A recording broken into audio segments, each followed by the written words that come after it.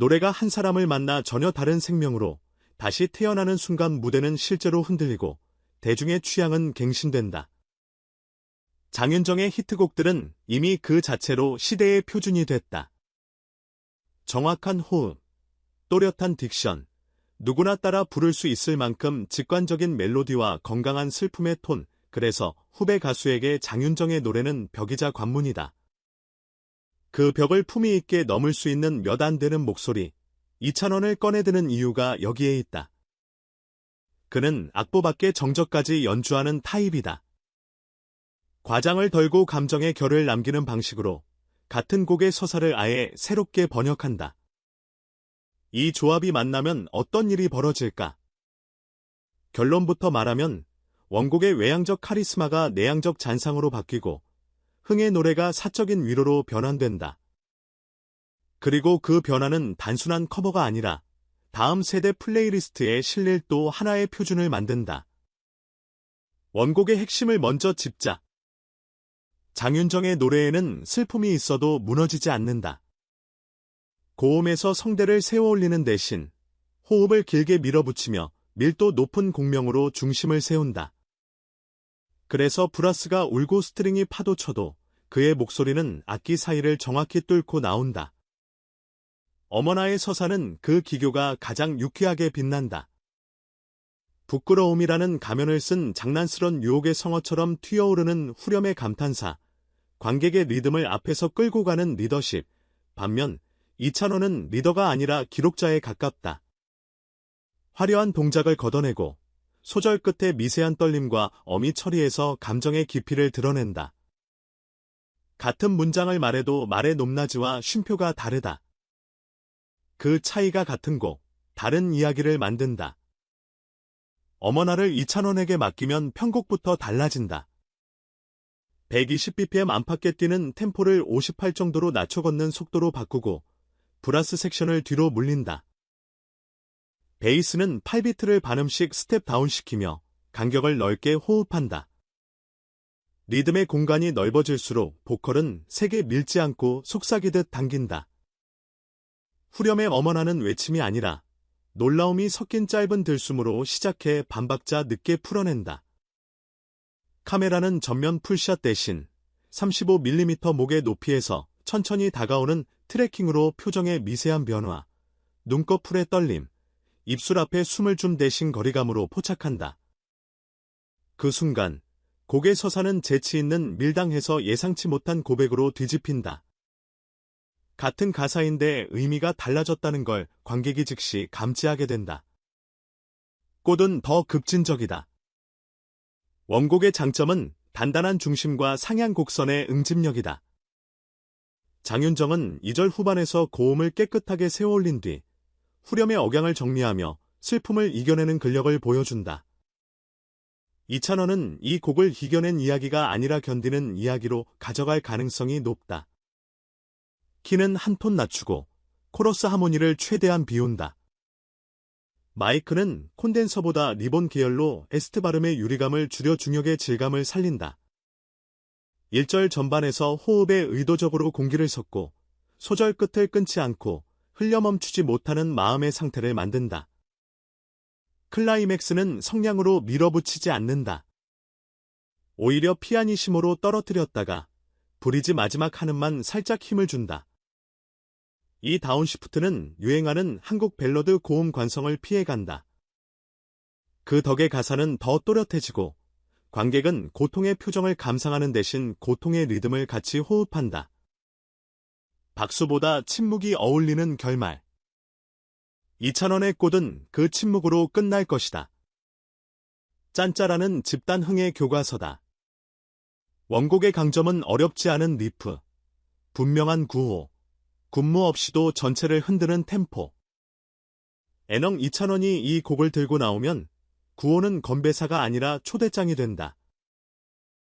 보사노바의 16비트가 아니라 8비트 하이브리드로 기타는 팝뮤트 대신 손톱의 마찰음을 살린다. 브러쉬 스네어가 바닥을 쓸고 지나가면 보컬은 한 박 뒤에서 쫓아붙는다. 후렴의 잔을 들어요는 객석을 향한 명령이 아니라 옆자리의 손을 가볍게 두드리는 제안이 된다. 무대 조명도 달라진다. 노란 색온도의 필 라인을 낮추고 측면에서 따뜻한 키 라이트를 얇게 얹는다. 현수막 대신 작은 전구와 마이크 스탠드만 남긴 미니멀 세트. 축제가 광장에서 거실로 옮겨 앉는 순간이다. 이렇게 곡의 중심 좌표가 바뀌면 관객의 역할도 바뀐다. 함께 뛰던 참여자가 듣는 사람으로 자리를 낮춘다.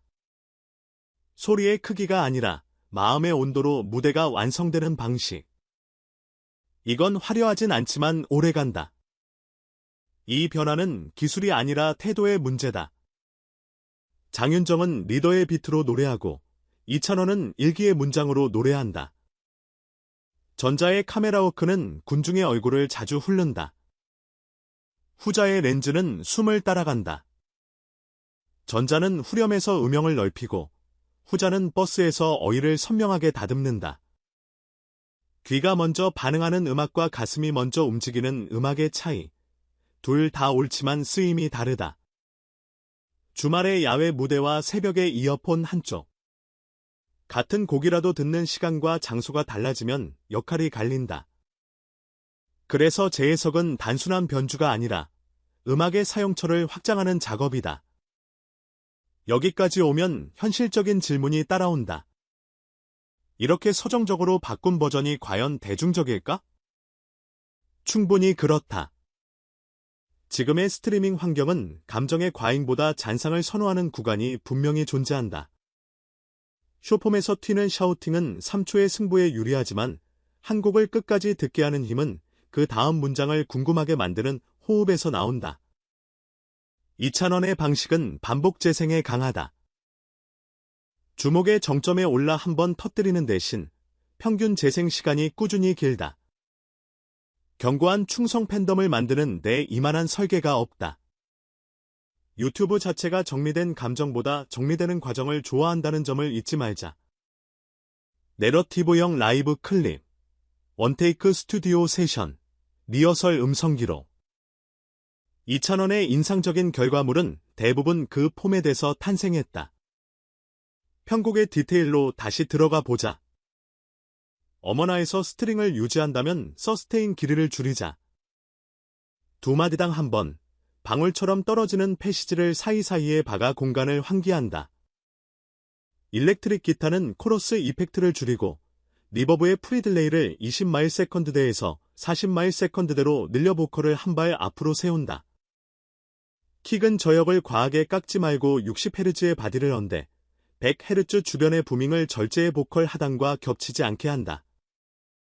이 설계는 크게 들리는 목소리가 아니라 가까이 있는 목소리를 만든다. 이찬원에게 가장 유리한 무대는 언제나 가까운 무대다.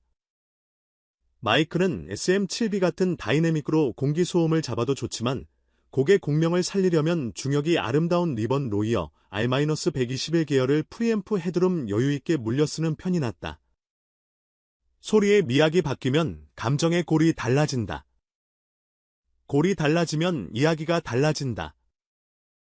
무대의 연출도 과하지 않게. 그러나 의미는 분명하게.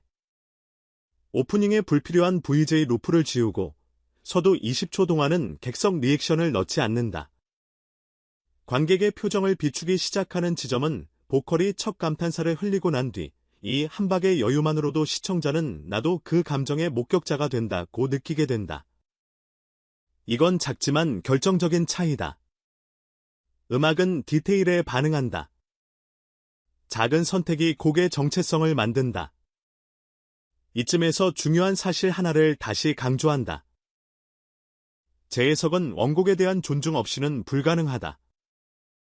이찬원의 강점은 새로 만들기가 아니라 다르게 살리기에 있다.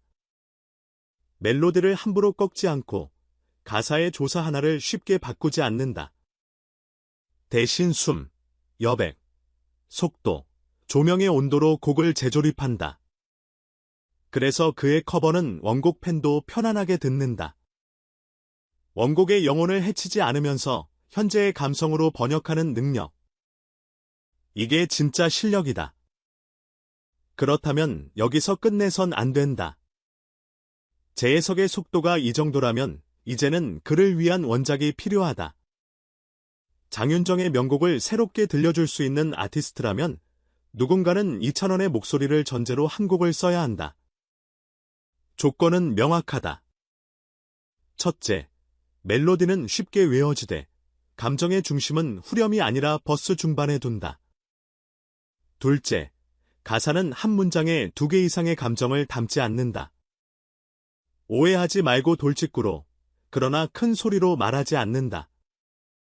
셋째, 편곡은 디지털과 어쿠스틱의 경계에서 유연하게 움직일 수 있어야 한다. 라이브와 스튜디오를 오갈 때 얼굴이 크게 바뀌지 않는 곡이어야 한다.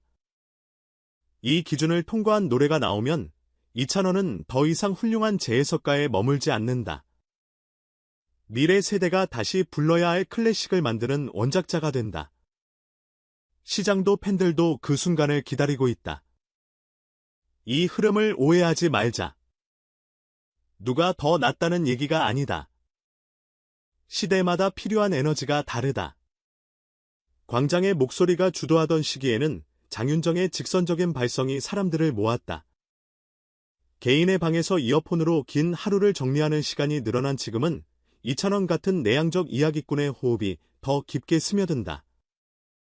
두 방식은 경쟁하지 않는다. 서로의 빈칸을 메우며 케이트라트의 어휘를 넓힌다. 그리고 그 확장은 장르의 수명을 늘리는 정확한 방식이다. 결국 관건은 실행이다.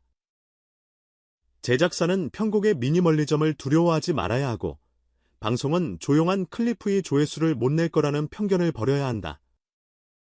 살아남는 건 자극이 아니라 진심이라는 건 이미 숱하게 증명됐다.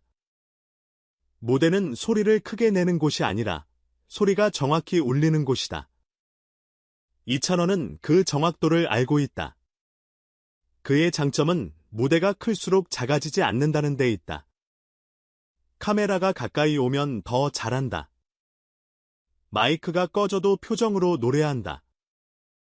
준비가 되면 결과는 따라온다. 이제 질문은 명확하다. 장윤정의 수많은 명곡 중 이찬원의 목소리로 가장 먼저 듣고 싶은 곡은 무엇인가? 어머나의 속삭임인가? 꽃의 낮은 결심인가? 짠짜라의 조용한 건배인가? 당신이 고른 그 한 곡이 다음 무대를 결정할지 모른다. 댓글에 이유를 남겨달라.